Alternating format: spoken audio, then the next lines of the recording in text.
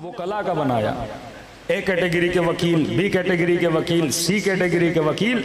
वकला का काम था कि शियों को आपस में जोड़ें। नेटवर्क इतना मजबूत कि अहवाज से लेकर नेशापुर तक, नेशापुर से लेकर बगदाद तक, बगदाद से लेकर मिस्र तक, यहाँ तक कि बुखारा तक अहले बैत ने अपने शियों को बिठा दिया था। और इतनी तादाद में शिया थे। चंद मौला के वकला के नाम दूंगा, जैसे मुहद्दिस नूरी रिजाले कशी में लिखते हैं कि इतनी सख्ती के बावजूद ये वकला इमाम तक मिलने आ जाते थे। का एक मिलने की टेक्निक ये थी कि जब इमाम के दुरूस होते थे तो इमाम ने हज़ारों की तादाद में, मसलन अगर मेरे साथ एक बंदा मिलने आए तो मैं उसे ट्रेस कर सकता हूँ, लेकिन अगर डेली बेसिस पर 500 लोग 600 लोग मुझसे मिलने आ रहे हैं तो ट्रेस करना मुश्किल हो जाता है। कहते यही रविश इमाम जवाद की थी कि हाकिम को बोला कि अब हमें पता ही नहीं लग रहा कि कौन वकील है कौन वकील नहीं है। लिहाजा उसने फिर इमाम को बुलाया बगदाद में कि आप हमारे अंडर रहें। कि इमाम मूसा काजिम को जिंदान में डाला। फिर इनको पता चला कि जिंदान में डालने का तो फायदा है नहीं, अगर ये जिंदान में भी हों पीछे इनका नेटवर्क इतना मजबूत है, इनका सिस्टम तो खुद ब खुद चलता रहेगा। यानी ये सारी तैयारी की जा रही है ग़ैबत कुबरा में जाने से पहले कि आपका जो निज़ाम इज्तिहाद है, ये निज़ाम खुम्स है, ये सिस्टम को चलाने के लिए है कि शिया कभी भी किसी भी ज़माने में किसी हुकूमत का मोहताज नहीं है। अहले बैत इतना मजबूत आपको इकोनॉमिकल सिस्टम देकर गए हैं कि आपका जो निज़ाम है वो ऑटोमेटिकली चलता रहेगा। सल्लल्लाहु अलैहि मोहम्मद वाले मोहम्मद पर।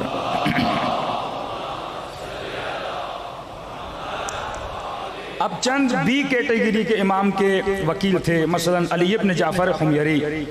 फरमाते हैं इनको जिंदान में डाला गया और जब जिंदान में डाला तो उन्हीं का वजीर, मतलब अहले बैत हुकूमत के अंदर भी इतना रसूख कर चुके थे कि अगर कोई शिया पकड़ा जाता था तो मुतवक्किल का वजीर ही सिफारिश करता है कि आप इनको छोड़ दें।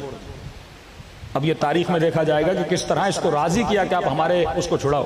तो जब वो छुड़ाने जाता है तो मुतवक्किल उसे कहता है कि तुम्हारे चचा ने, उस वजीर को कहता है, मुझे मना किया था कि जब इसको पकड़ो तो ता आखिर उम्र से न छोड़ना। या जैसे जनाब जाफर जिबली इमाम रजा जैसे दुनिया से चले जाते हैं तो मामून इस इमाम के चाहने वाले को जिंदान में डालता है। या 3 शहीद हसन इब्न राशिद, ईसा इब्न जाफर आसिम, ये इमाम की वो वकील थे, इब्न बंद, जिनको पुले बगदाद पे लाकर 200 इनको कोड़े मारे जाते हैं और कहते हैं इतना खून इनसे बहता है कि इनकी लाशों को नहर दिजला में फेंक दिया जाता है। और जब इमाम के पास इमाम का साहबी जाते हैं हसन इब्न साद अहवाजी, इमाम को कहते हैं मौला आपका इनके बारे में क्या ख्याल है। इमाम फरमाते हैं इन्होंने ऐसी ज़िंदगी जी जैसी हम मासूमीन ने कही थी और अल्लाह इंशाअल्लाह जन्नत में इनका आला मकाम देगा। अब कुछ वो थे जो पकड़े जाते थे और इतना जुल्म कि हुक्मरान ताजियाने मार मार के और अलल ऐलान लोगों को बताते थे कि अगर तुम भी इनके मुहिब बनोगे तुम्हारा हाल यही किया जाएगा। अब ये इमाम के साहबी हसन इब्न साद अहवाजी, ये मुआशरे में सबसे शार्प और कीन लोगों को ढूंढता था और उनको फिर मकतब अहले बैत के अंदर लाता था। मतलब ये वो बंदा है कि अफराद इमाम से नहीं मिले, इमाम के सहाबी से मिलते हैं और तबलीग इतनी स्ट्रॉन्ग करता था कि उनको इमाम के साथ जोड़ देता था। जिनमें मसलन इसहाक इब्न इब्राहिम, अली इब्न रैयान, अब्दुल्ला इब्न हुसैनी, अली इब्न महजियार मशहूर है, इमाम जवाद के भी सहाबी हैं। अली इब्न महजियार वो फर्द है, अगर आप सिर्फ खत पढ़ें इमाम जवाद का जो अली इब्न महजियार को लिखा है इमाम ने, आपको ऐसे लगेगा जैसे इमाम हुसैन ने खत लिखा है हबीब इब्न मज़ाहिर को।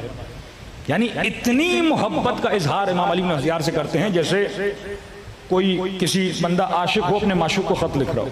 वो सिफात इमाम ने बताई हैं कि लगता है कि इमाम इतनी, जैसे शेख मुफीद को इमाम ज़माना खत लिखते हैं, भाई कह के पुकारते हैं, यानी इमाम वक्त अपने सहाबी को भाई कहे। अली इब्न महजियार का इतना बड़ा मकाम कि इमाम सिर्फ आप खत पढ़ें, गुंजाइश नहीं है जो इमाम इब्न महजियार को खत लिखा। ये मसीही था, फिर इसे मुसलमान बनाया, फिर इसे शिया बनाया, फिर इमाम के मजबूत तरीन असहाब में से बना जिसने पूरे अहवाज में इतनी शियत को फैला दिया।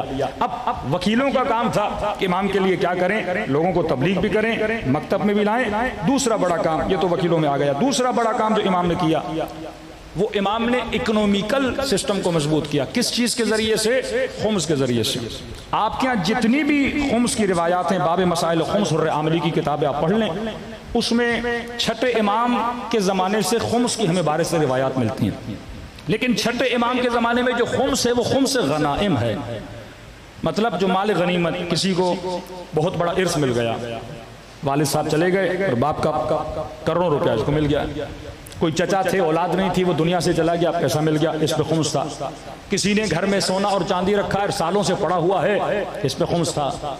या मसलन ज़कात आती थी गंदुम से, किशमिश से, बकरियों से, इन चीज़ों से, ये पैसा अइम्मा की तरफ जाता था। लेकिन इमाम जवाद ने खुम्स को वसी तर किया। मौला जवाद के ज़माने से खुम्सुल मकासिब यानी कमाई पर भी इमाम ने खुम्स लगाया।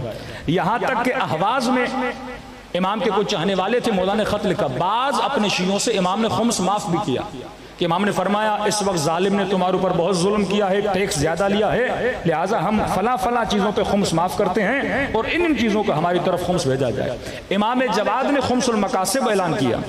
अब जब इमाम ने अलल ऐलान एक नेटवर्क बताया खुम्स का, तो उसके बाद इमाम जवाद की शहादत वाक़ई हो जाती है। यानी एक वो ज़माना आया कि इमाम ने अलल ऐलान इतना इकोनॉमिकली सिस्टम अहल बैत ने मजबूत कर दिया कि अगर कोई बंदा अहल बैत के पास जाता था, किसी को 30,000 दिरहम, किसी को 60,000 दिरहम दे रहे हैं। यानी ये मजाक नहीं थी कि बादशाह भी इतनी खैरात नहीं करता था। आप इमाम जवाद का जूद सुनते हैं ना, इमाम जवाद जो जिनका जूद और फजल जो है बड़ा मशहूर है कि तारीख लिखने वाले फजाइल लिखते हैं कि फर्जंद रसूल इतने सखी थे। मामला सखावत का नहीं था कि 3 लोग इमाम के पास आते हैं, तीनों को मौला, इसको भी 30,000 दिरहम, इसको भी 30,000 दिरहम, इसको भी 30,000 दिरहम का मतलब यह है 127 किलो सोना, 127 किलो सोना अपने शिया को दे रहे हैं। अब वो जब तारीख लिखते हैं तो वो तो यही लिखते हैं इमाम ने बज़्ल व बख्शिश की, लेकिन मामला बज़्ल व बख्शिश का नहीं था। ये मौला के वकील थे जिनको मौला पैसा देते थे कि अपने इलाकों में जाओ और हमारे शियों की क्या करो, मदद करो। सल्लल्लाहु अलैहि मोहम्मद।